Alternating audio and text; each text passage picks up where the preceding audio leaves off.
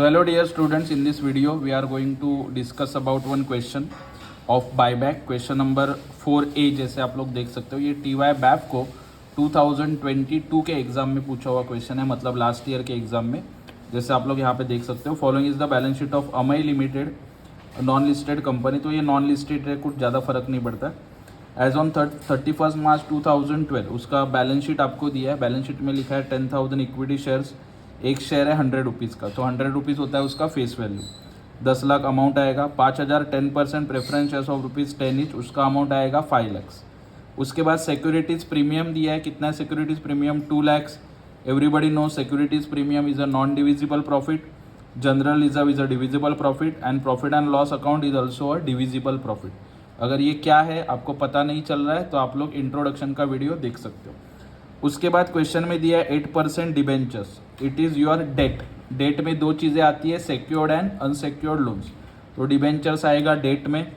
Creditors, उसके बाद total दिया 30 lakh. Fix asset investment is there, stock, debtors and bank balance. ठीक है, टोटल अगेन 30 लाख। आगे क्या बोला है देखो, it was decided to buy back maximum number of equity shares. Maximum करना है, कितना करना है पता है क्या? नहीं। तो उसके लिए वर्किंग नोट बनाएंगे हम लोग। अगर आपने इंट्रोडक्शन वीडियो देखा होगा, प्लस 2 क्वेश्चन सॉल्व किए हम लोगों ने। एक है offer price given and not given, 2 type के क्वेश्चन आ सकते हैं, तो वो वहाँ पे आपको पता चल जाएगा। At the maximum price possible under the law, मतलब यहाँ पे प्राइस आपको दिया हुआ नहीं है, कितने प्राइस पे बाय बैक करना है वो नहीं बोला है, मतलब ये क्वेश्चन होगा ऑफर प्राइस नॉट गिवन वाला। ठीक है। Temporary bank overdraft was arrange in case of shortage of fund, मतलब जहाँ पे पैसा कम पड़ेगा। ओके, अभी आपके पास 3 लाख है बैंक बैलेंस, लेकिन अगर ये कम पड़ा पेमेंट के वक्त, तो उसके लिए आप क्या करोगे? बैंक ओवरड्राफ्ट टेम्पररी लोन लोगे। तो वो जब आएगा हम लोग डिस्कस करेंगे। यहाँ पे आपको क्या करना है, क्वेश्चन है ऑफर प्राइस नॉट गिवन, तो आपको 2 बातें ढूंढनी है। First thing is number of shares to be buy back and second thing is offer price. Okay, पीछे पेज पलट के दिखाता हूँ आपको क्या पूछा था। This is your question paper, actual question paper है ये। आपको क्या बोला था? You are required to ascertain maximum number of equity shares that company can buy back. तो आपको नंबर ऑफ शेयर्स ढूंढना है, कितना बाय बैक कर सकते हैं। Maximum price that the company can offer, कितने प्राइस पे कर सकते हैं। जर्नल एंट्री पास करना है और आपको बनाना है balance sheet after bye back. तो ये सब चीज़ें आपको करनी थी इस क्वेश्चन में। 15 मार्क्स का वेटेज है बाय बैक का, और एकदम ईजी क्वेश्चन है, जब सॉल्व करेंगे तब पता चलेगा। ठीक है, सो ये डिस्कशन आपका हो चुका है 15 मार्क्स का क्वेश्चन। तो इसका सॉल्यूशन देखते हैं। सबसे पहले आपको ढूंढना पड़ेगा वर्किंग नोट कैलकुलेशन करके कि कितना शेयर्स बायबैक करना है और कौन से ऑफर प्राइस पे बायबैक करना है। ठीक है, चलो let's see. So this is your solution. ज़्यादा टाइम वेस्ट ना हो इसके लिए मैंने डायरेक्ट सॉल्व करके रखा है आपके लिए। साइड बाय साइड हम लोग देखेंगे। ये क्वेश्चन भी आ गया अपना बाजू में। ठीक है, and this is the solution. ठीक है, तो सबसे पहले कैलकुलेशन करना पड़ेगा। ये क्वेश्चन है, क्वेश्चन को थोड़ा ऊपर ले लेता हूँ ताकि इजी समझ में आ जाए। अमई लिमिटेड का क्वेश्चन है। देखो सबसे पहले क्या किया Amai limited, question 4A, calculation of maximum possible buyback. ठीक है, ऑफर प्राइस नॉट गिवन का क्वेश्चन है। ठीक है, सबसे पहले आपको कैलकुलेट करना है 25% ऑफ ओन फंड्स। कैसे मिलता है? पहला सोर्सेज, सोर्सेज में दोनों आता है, divisible and non divisible. So as you can see general reserve is there, उसके बाद profit and loss, securities premium, तीनों का अमाउंट लिखा, टोटल आया 5 लाख। उसके बाद शेयर कैपिटल, जैसे आप लोग यहाँ पे देख सकते हो, इक्विटी भी है और प्रेफरेंस भी है, तो दोनों का अमाउंट 10 लाख और 5 लाख, टोटल आया 15 लाख। 5 और 15 टोटल आता है 20 lakh. This is your total own funds. Okay, कुछ बच्चे इसको नंबर 1 बोलते हैं, ये नहीं, आपको इसका 25% भी निकालना है। सो 20 लाख का 25% कितना आता है? 5 lakh. So this is your point number 1। Okay, very easy. Sources लिखो, शेयर कैपिटल लिखो, उसका 25% निकालो। ठीक है, पॉज करके फिर से आप लोग ये नोट डाउन करके फिर से सुन सकते हो। उसके बाद second point is minimum funds. Minimum funds कैसे मिलता है? Total own funds that is 20 lakh, यहाँ पे ढूंढा हम लोगों ने, minus minimum funds. Minimum funds is equal to debt divide by 2। Debt का मतलब I already explain, secured and unsecured loans. तो यहाँ पे एक ही लोन है, दिख रहा है आपको सिक्योर लोन में 8% debentures that is 6 lakh.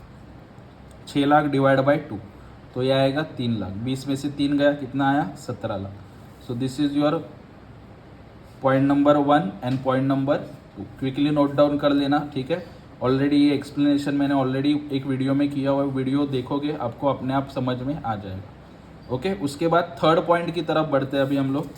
1 and 2 हो गया, so this is your point number 3। 25% of equity share capital. Formula है 25% of equity share capital divide by nominal value of equity share. Nominal value means face value. तो यहाँ पे offer price नहीं आएगा because ये not given का है, ठीक है। तो यू ठीक से देखना कहाँ पे क्या लेना है वो। सो यहाँ पे मैंने इक्विटी शेयर कैपिटल कितना है, अगर ऑफर प्राइस गिवन होता तो ये पॉइंट अलग आता है, ये ध्यान में रखो। डायरेक्टली ये वीडियो देखने के लिए आओगे तो प्रॉब्लम हो जाएगा। इक्विटी शेयर कैपिटल 10 लाख का 25% दैट इज 2,50,000 डिवाइड बाय एक शेयर का फेस वैल्यू कितना है 100 रुपीज़, यहाँ पे लिखा है डिवाइड बाय 100। तो नंबर ऑफ शेयर्स आप कितना बायबैक कर सकते हो 2500 equity shares to be buyback. And last point आएगा, आपको कैलकुलेट करना है ऑफर प्राइस। सो नाउ 1 और 2, आपका 1 कितना था 5 लाख, 2 कितना था 17 लाख। ओके, दोनों में से whichever is less divide by point number 3। Okay, so 5 lakh और 17 लाख में से लेस आता है 5 लाख डिवाइड बाय 2500। तो ऑफर प्राइस आएगा एक शेयर का ₹200 पर शेयर। मतलब एक शेयर का आपको 200 रुपया देना है, मतलब 100 रुपया original face value and 100 rupees extra that is your premium. So ऐसा दोनों मिला के आपको 200 रुपीज़ पेमेंट करना है। तो उसका मैंने एक शॉर्ट में वर्किंग नोट बनाया ताकि आपको आसानी हो कैलकुलेशन में। So calculation of amount payable कैसे पता चलेगा, नॉमिनल वैल्यू प्लस एक्स्ट्रा जो पे करने वाले हो premium is equal to amount payable. 2500 shares है, उसका ओरिजिनल वैल्यू 100 रुपया, मतलब फेस वैल्यू का आपको रिटर्न करना है 2.5 लाख। 2500 इंटू एक्स्ट्रा पेमेंट करने वाले हो 100, ठीक है 200 ना, मतलब एक्स्ट्रा 100। सो वो भी एक्स्ट्रा देने वाले हो प्रीमियम 2,50,000। ऐसा दोनों मिला के 2500 एक शेयर के पीछे 200, मतलब दोनों मिला के कितना दे रहे हो 5 लाख, ठीक है। अभी ये 2.5 लाख जो है इसका अरेंजमेंट करना पड़ता है सोर्सेस। तो 2 सोर्सेज होते हैं, CRR या फिर फ्रेश इशू। क्वेश्चन में फ्रेश इशू के बारे में कुछ बोला नहीं है, so we are going to prepare only CRR out of divisible profit. तो आपके पास जनरल रिजर्व था 2 लाख, तो पूरा 2 लाख यूज़ कर लिया, फिर भी 50,000 कम पड़ रहा था, कहाँ से उठाया प्रॉफिट एंड लॉस में से 50,000। अभी ये जो प्रीमियम है कंपनी एक्स्ट्रा दे रही है ना 100 रुपीज़ शेयर होल्डर्स को, so this is your loss. तो लॉस को क्या करते हैं सेट ऑफ, किसके साथ, सबसे पहला यूज किया सिक्योरिटीज प्रीमियम 2 लाख, फिर भी नहीं हो रहा था तो 50,000 कहाँ से उठाया प्रॉफिट एंड लॉस में से। तो ये हो गया आपका set of. This working note is also very very important, समझ लो, बहुत ईजी है, समझ में आ जाएगा। और इसके ऊपर आपका जर्नल एंट्री डिपेंड करता है। So without wasting time quickly journal entries भी देख लेते हैं, ठीक है। So these are your journal entries, ये भी लिख के रखा है ताकि आपका टाइम सेव हो सके मैक्सिमम, ठीक है। जर्नल एंट्रीज मैंने स्टेप भी बताया था, स्टेप वाइज जर्नल एंट्री भी पढ़ाया हुआ है एक वीडियो में, तो वो आपका देखने का काम है, ठीक है। सबसे पहला क्या करेंगे, ये थोड़ा हटा देता हूँ साइड में। सबसे पहले आता है क्रिएशन ऑफ CRR, ठीक है। तो as per this working note जो आपको साइड में दिख रहा है, ठीक है, मैंने CRR क्रिएट किया था out of general reserve and profit and loss.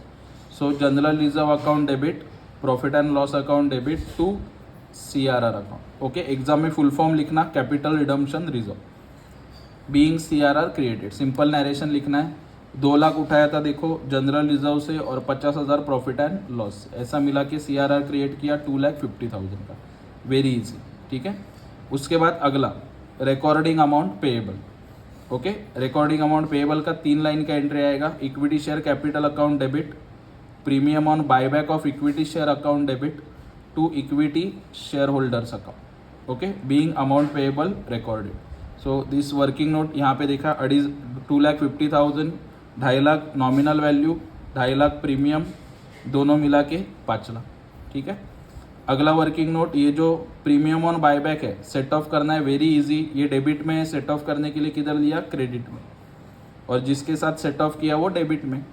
तो किसके साथ सेट ऑफ किया, securities premium account debit, profit and loss account debit to premium on buyback of equity shares account. 2 lakh security premium 50,000, profit and loss दोनों मिला के 2,50,000। Okay, and last payment, किसको payment करना है? इक्विटी शेयर होल्डर्स को। तो equity share holders account debit to bank account, कितना payment? 5,00,000। Narration being payment made to equity share holders. इतना इजी सॉल्यूशन है इसका।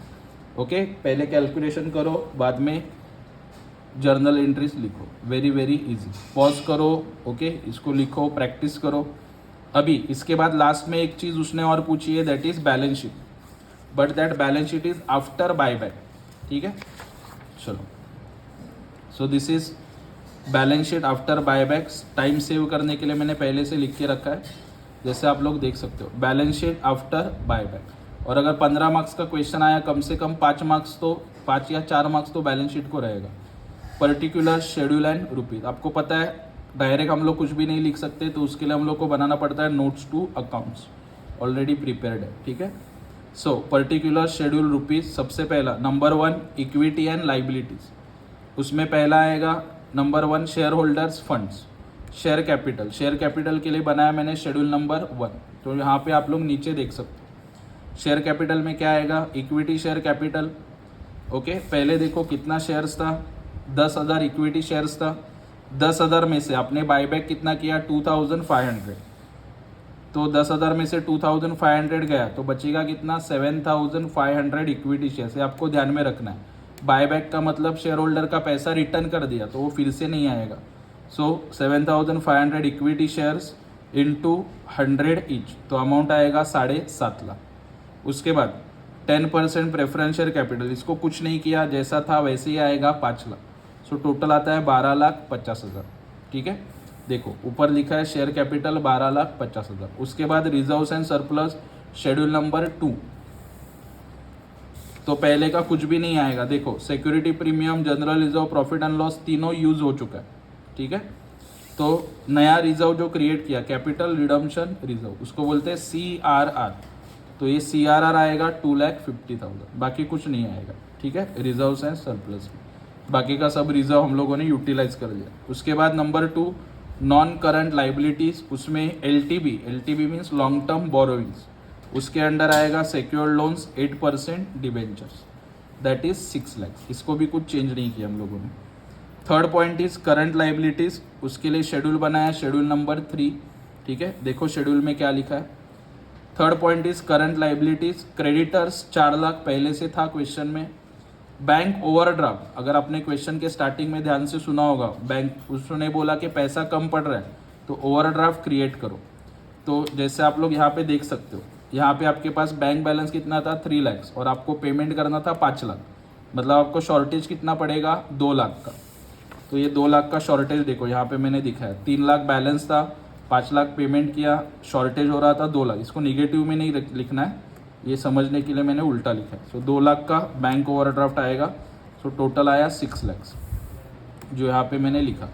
तीनों का टोटल ऑफ 1 2 3 कितना आता है? 27 लाख।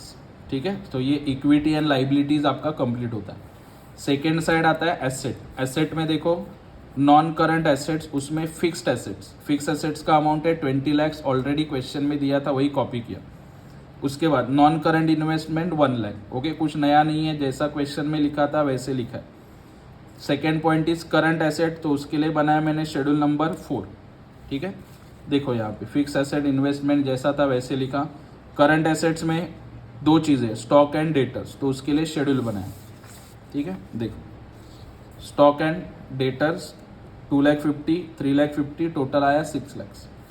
तो यहाँ पे second current asset 6 lakh, 20 + 1 21 + 6 27 lakh. तो इस तरीके से आपका ये ऊपर का साइड और नीचे का साइड दोनों टैली हो जाएगा। मतलब हम लोगों ने जो सॉल्व किया वो राइट है, that is balance sheet after buyback. ठीक है, ये नोट डाउन कर लेना अच्छे से पॉज करके।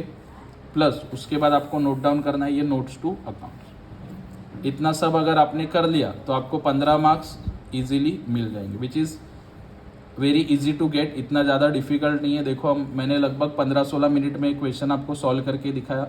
थोड़ा फास्ट भी हो गया होगा बिकॉज आधा घंटा थोड़ा लेंथी हो जाता है वीडियो। सो जहाँ पे आपको ज़रूरत पड़ेगी वीडियो पॉज करके आप देख सकते हो। And for such videos please follow Bagwe sir's Gyandeep commerce classes. Thank you so much.